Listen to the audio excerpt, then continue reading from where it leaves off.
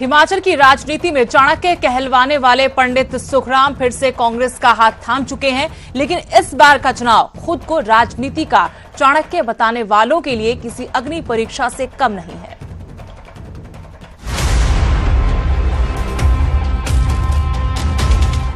हिमाचल प्रदेश के 68 सीट्स हैं और 68 सीट में मैंने जब भाजपा ज्वाइन की तो उनको 44 सीट्स मिली। जब 44 सीट्स मिली, सुना आपने पंडित सुखराम का ये बयान। सुखराम की माने तो उन्होंने जब कांग्रेस का हाथ छोड़ बीजेपी का दामन थामा तो उनकी बदौलत बीजेपी को 44 सीटें मिली। अब सुखराम फिर से कांग्रेस में शामिल हो चुके हैं और ये बात भी शायद सुखराम ने इसलिए दोहराई क्योंकि वे अपना कद कांग्रेस को बताना चाहते थे। लेकिन अब सुखराम उम्र में 93 साल के हो चुके हैं। वो अब चुनाव नहीं लड़ना चाहते, लेकिन अपने पोते को मंडी लोकसभा सीट से बतौर कांग्रेस उम्मीदवार मैदान में उतारना चाहते हैं। लेकिन अपने पोते को जीत दिला पाना सुखराम के लिए अग्नि परीक्षा है, क्योंकि वक्त अब बदल चुका है।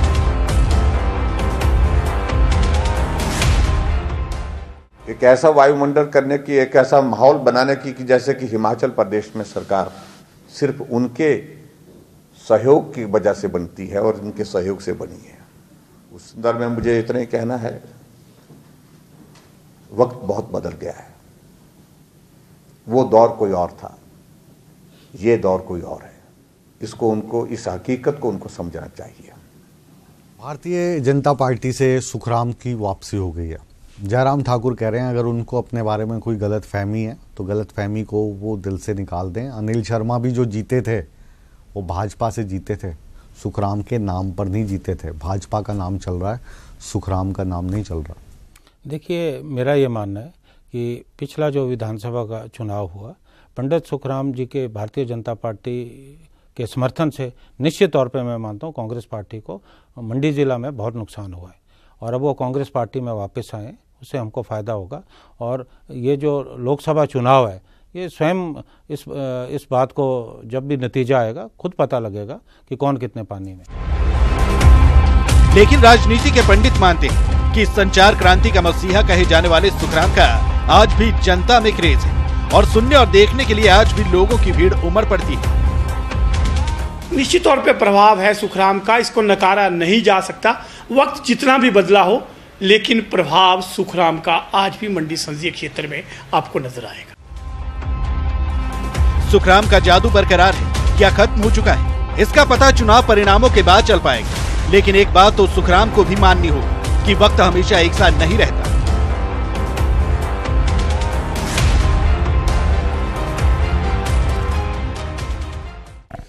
पंडित सुखराम ने अपने पोते के भविष्य के लिए एक बड़ा कदम तो उठाया है, लेकिन ये कदम सही साबित होगा या गलत, इसका पता लोकसभा चुनावों के परिणामों में ही चल पाएगा। न्यूज़ 18 हिमाचल के लिए मंडी से वीरेंद्र भारद्वाज।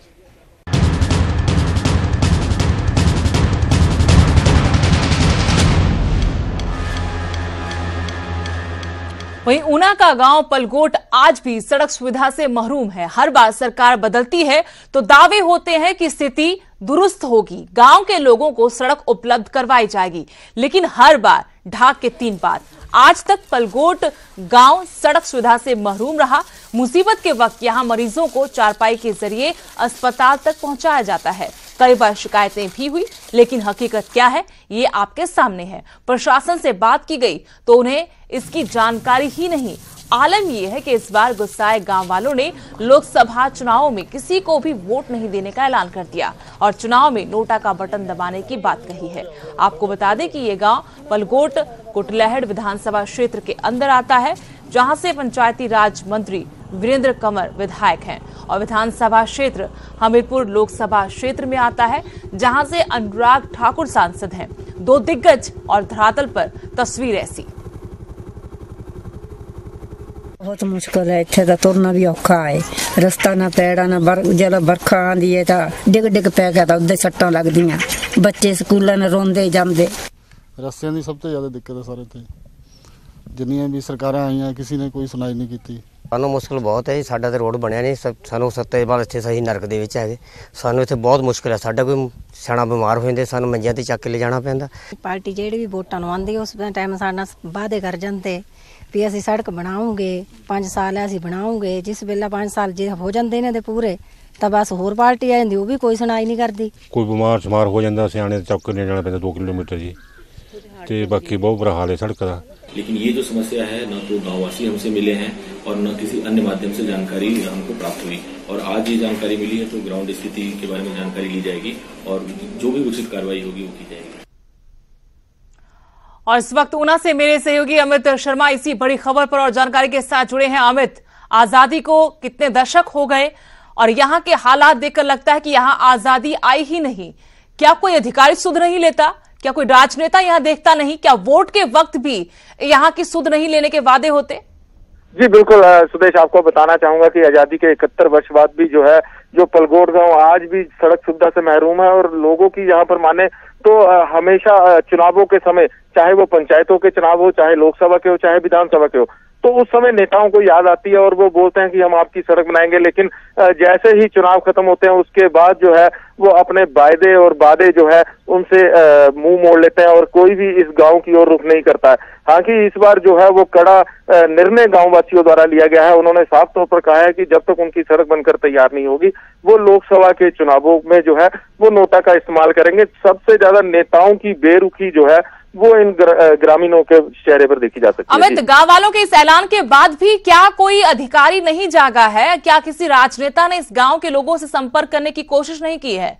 जी बिल्कुल, आपको बताना चाहूंगा कि जब इस बारे में डीसी ऊना से जानना चाहा तो उन्होंने कहा कि फिलहाल उनके पास इस तरह से कोई मामला नहीं चाहती हूँ। वीरेंद्र कंवर जी हैं पंचायती राज मंत्री, वो दूसरी फोन लाइन से हमारे साथ जुड़ गए हैं।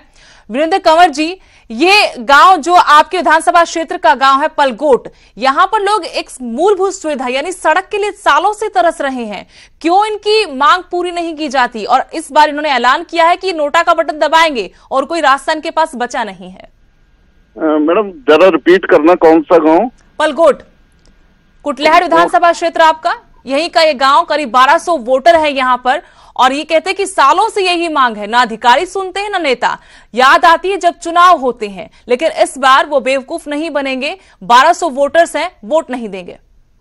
मैडम, मेरे विधानसभा क्षेत्र में कोई ऐसा गांव नहीं है जो सड़क से जुड़ा नहीं है। हमने हर गांव को जो है वो पक्की सड़क के साथ जोड़ा है।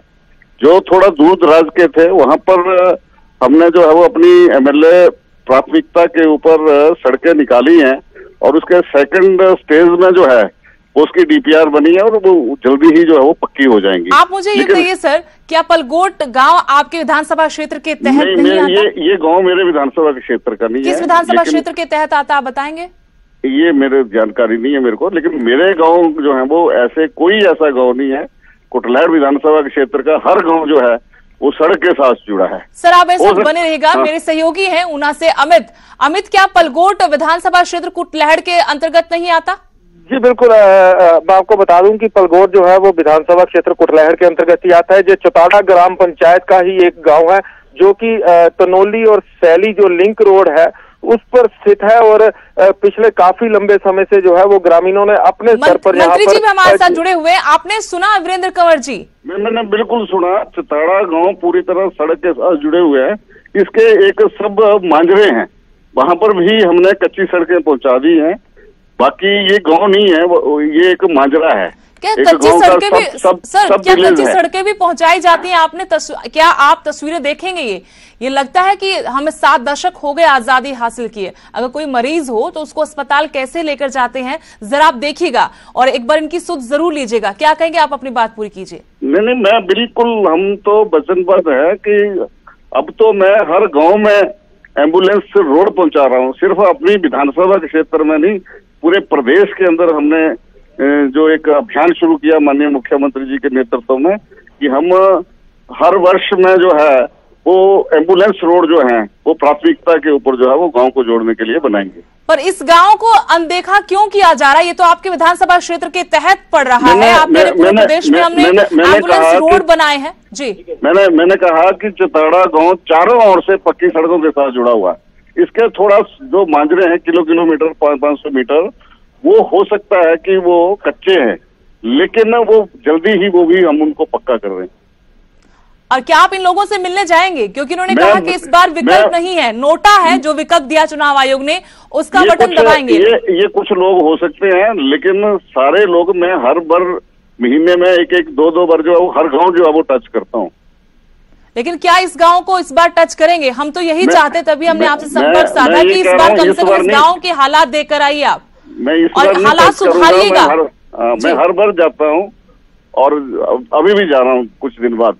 तो उम्मीद करें कि इनकी सुनवाई होगी, कम से कम चुनाव के बहाने ही सही। सुनाई होगी मैम, बिल्कुल होगी।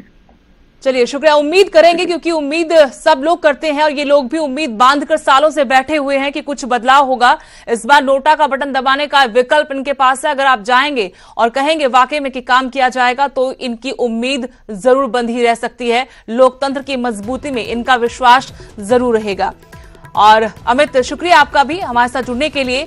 आज तक पलगोट गांव तक सड़क नहीं पहुंची है। कुटलहड़ विधानसभा क्षेत्र के तहत ये गांव आता है। हालांकि मंत्री जी ने, जो इनका विधानसभा क्षेत्र है, एक दफा इनकार ही कर दिया है कि ये गांव इनके विधानसभा क्षेत्र में आता ही नहीं, लेकिन ये गांव इनके विधानसभा क्षेत्र में आता है। ये बात न्यूज 18 पर मानी भी, और ये भी कहा कि गांव तक पक्की सड़क जरूर बनवाएंगे।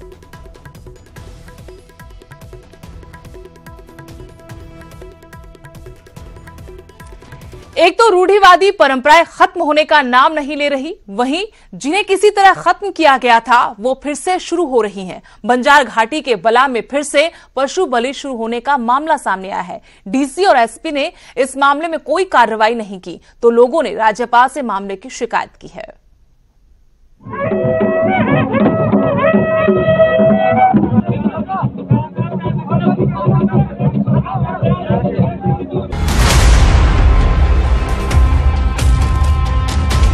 हिमाचल में वैसे तो पशु बलि सुप्रीम कोर्ट के फैसले के बाद से बंद है, लेकिन कई ऐसे भी इलाके हैं जहां पर लोगों ने खुद ही सालों पहले बलि बंद कर दी।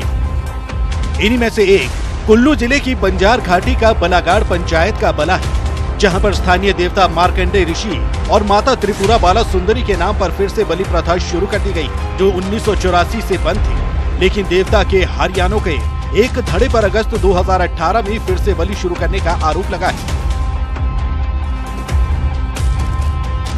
ये मामला कुल्लू प्रशासन के पास भी उठाया गया था, लेकिन ठोस कार्रवाई नहीं हुई, जिसके बाद अब ये मामला राज्यपाल आचार्य देवव्रत के पास पहुंचा है। गांव के ही लोगों ने राज्यपाल को हाल ही में हुई पशु बलियों के सबूत भी सौंपे।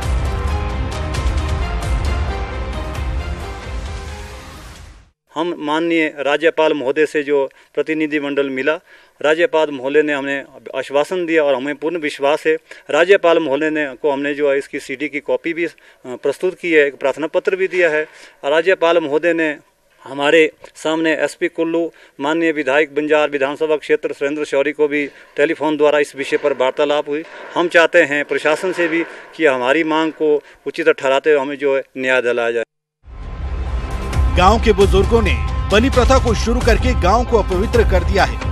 गांव वालों की नाराजगी कुल्लू प्रशासन से भी, जो शिकायत के बावजूद भी मामले पर कुछ नहीं कर पाए।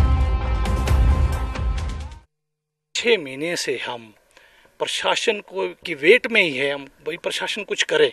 6 महीने से अभी तक कोई भी रिस्पांस प्रशासन की तरफ से नहीं आया। अपनी बलि काटने से सारा क्षेत्र को पवित्र कर दिया, देवते लोग को पवित्र कर दिए। यहाँ इतने अरसे से बंद हुई थी, देवी का नाम से हुई, किसी आदमी की मनमर्जी से बंद नहीं हुई थी। जैसे देवते ने आदेश दिया उसके आधार पर बड़ी बंद हुई। गांव वालों की शिकायत के बाद राज्यपाल ने एसपी कुल्लू को भी सख्त हिदायत देकर बलि रोकने के निर्देश दिए और पूछा है रोक के बावजूद कैसे बलि दी जा रही है। बहरहाल अब देखना होगा कि राज्यपाल के हस्तक्षेप के बाद बलि शुरू करने से नाराज हरियाणों को न्याय मिलता है या नहीं। शिमला से प्रदीप ठाकुर, न्यूज 18 हिमाचल। बात शिमला के रिज मैदान पर बनी नई लाइब्रेरी की, जिसका उद्घाटन सीएम जयराम ठाकुर ने किया। युवाओं के उज्जवल भविष्य के लिए 2 महीने पहले इसका उद्घाटन किया था, लेकिन अभी तक इस पुस्तकालय की शुरुआत नहीं हो सकी है, जिससे यहां पढ़ने आने वाले छात्रों में सिस्टम के प्रति नाराजगी देखी जा रही है।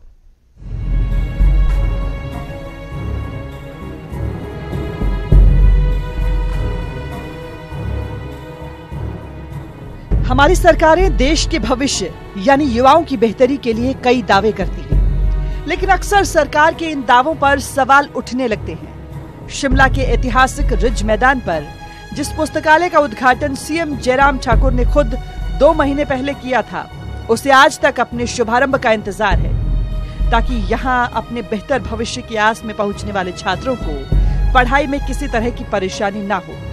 लेकिन आज सिस्टम की बेरुखी से युवाओं में नाराजगी है।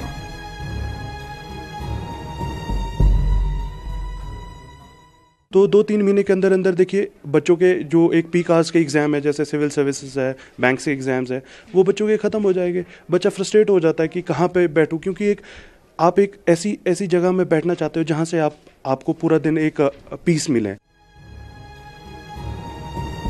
बता दें कि सीएम जयराम ठाकुर ने 14 फरवरी को करीब 10 करोड़ की लागत से राज्य पुस्तकालय का उद्घाटन किया था, लेकिन 2 महीने बीत जाने के बावजूद लाइब्रेरी की शुरुआत नहीं हो सकी है। इसकी वजह से छात्रों को रिज मैदान स्थित पुरानी स्टेट लाइब्रेरी में बैठकर पढ़ाई करनी पड़ रही है। हम सरकार से वो आग्रह करते हैं कि जल्दी जो लाइब्रेरी खोली है उसका जो उद्घाटन तो कर दिया है, लेकिन जो उसका काम जो पेंडिंग है वो जल्दी स्टार्ट होए। All student face problem of the sitting arrangement. कोई वाईफाई नहीं है, कोई नेट नहीं है, we can't study on our laptops.